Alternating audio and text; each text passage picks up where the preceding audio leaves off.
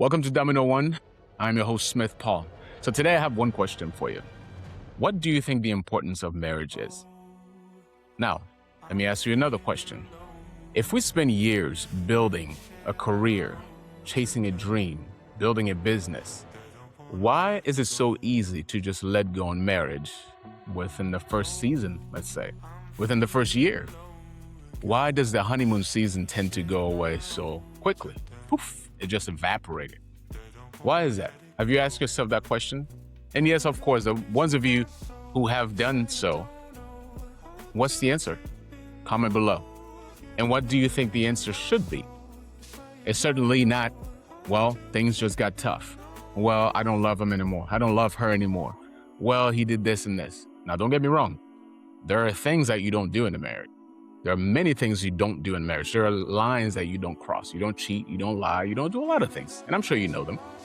But how come we give up so easily?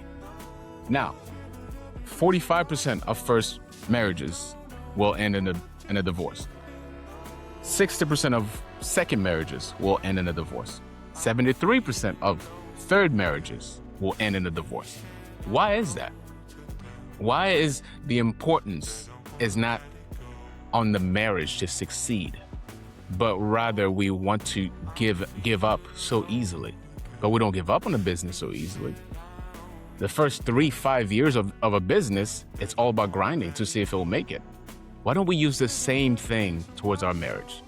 Now allow me to read this to you because I think it's applicable to someone or many of you out there.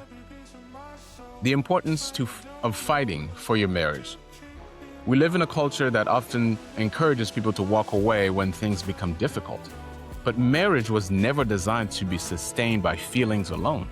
Feelings change, circumstances change, challenges come and go. What keeps a marriage together is commitment, sacrifice, grace, and the willingness to fight for each other instead of against each other. Fighting for your marriage doesn't mean tolerating abuse or remaining in dangerous situations. It means refusing to let pride, resentment, poor communication, and temporary struggles become permanent decisions.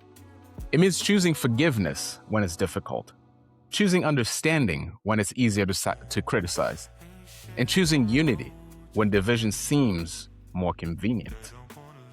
Some of the strongest marriages aren't the ones that never face storms. They're the ones that weathered them together. Every marriage will encounter seasons of disappointment, misunderstanding, financial pressure, loss, and hardship. The question isn't whether challenges will come. It's whether two people are willing to keep showing up when they do. From a faith perspective, marriage reflects covenant, not convenient.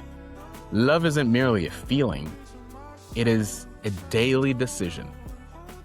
And sometimes the greatest testimony isn't finding the perfect person. It's two imperfect people choosing each other over and over again. Before giving up, ask yourself, have we truly fought for this marriage with the same energy we once used to build it? Because sometimes healing begins when both people stop asking, how can I win? And start asking, how can we win? Recently, me and my wife had to go through a little rough season. And you know what? I'm very thankful that we did, because we always have believed that you got to go through the valleys to actually get to the top of the mountain. To grow that muscle, you have to actually stretch. To build muscle, when you go to the gym, you focus on just like lifting a lot of weights. You're working on something. There's an objective there. You want to break the tissue so that it can grow bigger. And you just keep repeating the process. You keep trying to get stronger. Well, it's the same thing with your mind. It's the same thing with in a lot of ways, and a lot of aspects of your life. Marriage is no different. You got to put in the work. It's not natural. Think about it. Two different people. Somebody that you've never met, you've never known. Somehow your paths just cross. You find each other attractive. You find each other just desirable. Boom, the connection's made. Now you're working on making it together. It's no longer me. It's no longer her. It's no longer him. It's us. Us is difficult. Us is very difficult. Think about it. All the things that you used to do all throughout your life that you never got any criticism for. Now all of a sudden they're on front page. They're on mainstream. They're on the stage. The spotlight is on them. You need to change. You need to adapt. You need to pivot. But it's not a one-sided thing. Both people have to do it. It's about compromising. It's about making sure that I love you so much. I want to change myself. I want to adapt. I want to compromise some of those things that I used to do when I was by myself. Both ways. That's the only way you get to a point where it's not one person is doing all the changing, one person is doing all the sacrifice, and one person, well, in that case, 45% of first marriages will always end up in divorce because no one's willing to change. No one understands truly what marriage is. Think about a team. When you're on a team, right? Let's just think about basketball. 5 people on the court. If they lose the game, does one person lose or does the team lose? Well, you know the answer to that. There's no winning. There's no I in marriage. There's no such thing as one person winning. When your significant other is sad and heartbroken, you should be too. And if you're not, you got to ask your question. You got to ask yourself the question, why? Because at the end of the day, her happiness is your happiness, and your happiness is her happiness. Because when you start getting to the next step, the next phase, when kids are in the picture, man, I tell you, it certainly doesn't get any easier, but it gets more beautiful. I know that might be hard to comprehend, especially if right now you're going through a rough season with your significant other, but that's okay. You're gonna weather the storm. All you gotta do, you just gotta go back on the basics, the fundamentals, understanding why you got married to begin with. Now, don't get me wrong. Sometimes people do get married on false pretenses and their underlying problems that they never knew about. And all of a sudden, boom, they come up. Resentment has been building and contempt and all that stuff, whether one side feels like they can't speak about certain things and they hold resentment towards that, and the other side, vice versa. Marriage is not easy. So you can think of a litany of things. You can fill up that piece, that sheet with all sorts of excuses people use in order to satisfy or to justify 45% of new marriages ending in divorce. You can do that. A lot of people have, hence the stats. But at the end of the day, if you get married, you have to understand why you get married. If you get married, you have to understand what the goal is, especially if you're going to bring kids in this world. Kids are not supposed to be raised with one parent over here to the left and the other parent is over there to the right. One parent is this way. No.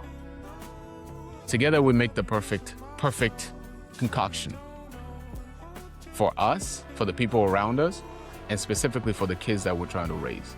You don't want kids to be confused. I know a lot of kids that their parents have been divorced. Something has been taken away from them, and they've never been the same. You'll be hard-pressed to find a kid that went through a divorce, that his parents had been divorced or are going through a divorce, that is exactly happy or stable. A lot of times that's the beginning of a lot of hardship that kid's gonna encounter. Let's not give up. Let's not give up. Marriage is beautiful. As hard as it is beautiful. When you start putting yourself not so much on the main stage and you start taking a step back and understand your role. Everybody has to understand their role in order to make this work. But excuses is not gonna cut it. Excuses is gonna make that 45% of first marriages, 60% of second marriages, and 73% of third marriages keep going higher and higher. But the devastation that it will leave in its wake, you won't see it sometimes for a while. The devastation are the kids that are left behind, the kids that are left wondering, why am I being raised with just my mom, or just my dad, or just a grandma, just an uncle, just an auntie? The love that they're not getting, the love that they're being deprived of, that's the devastation that it will leave in its wake. So selfishness has no place in the marriage. Me, that has no place in the marriage. There's a way to make it work for both of us, for both people, both spouses. There's a way to do it, and you know it. You just have to not let the hard times destroy what you've built. You just have to not let one lost client push you to just give up on the business. You just have to keep fighting. Fighting. That's the whole point of this. I want you to keep fighting because it's worth it. It's worth it. When you get on the other side of this hardship, it's worth it. Trust me. It's worth it. Thank you for watching.